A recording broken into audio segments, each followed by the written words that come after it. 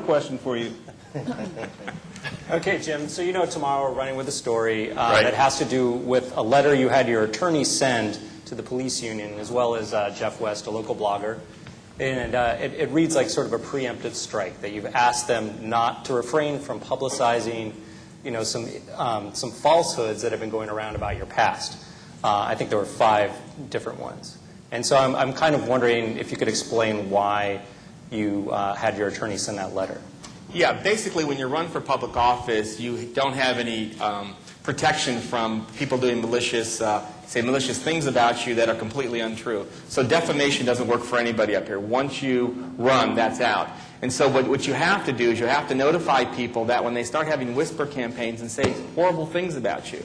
I have a family, I have a business, I have reputation to keep in this community for what I do to make a living here. And when somebody goes out there and says, did you hear that Jim Righeimer filed bankruptcy? You can't say that. And I put you on notice not to say that.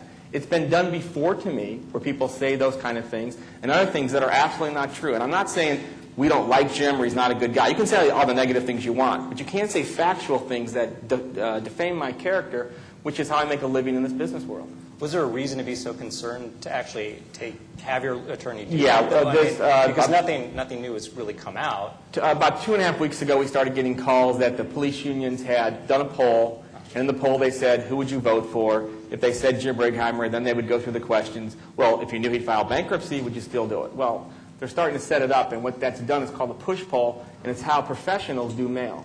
One of the things to understand is our race in Costa Mesa isn't about Costa Mesa.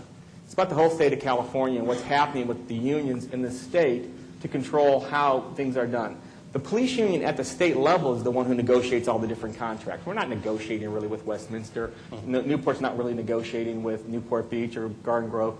It's really basically set up, and we're all kind of pawns in this game here. So the state cannot have someone like Jim Righeimer, who works with a lot of the city councils here, to say, the gig's up. The people in this county are no longer going to put up with these kind of contracts, overpayment, and outrageous pensions anymore, and we're not going to stand up just by ourselves. Other cities are also going to do it in Orange County.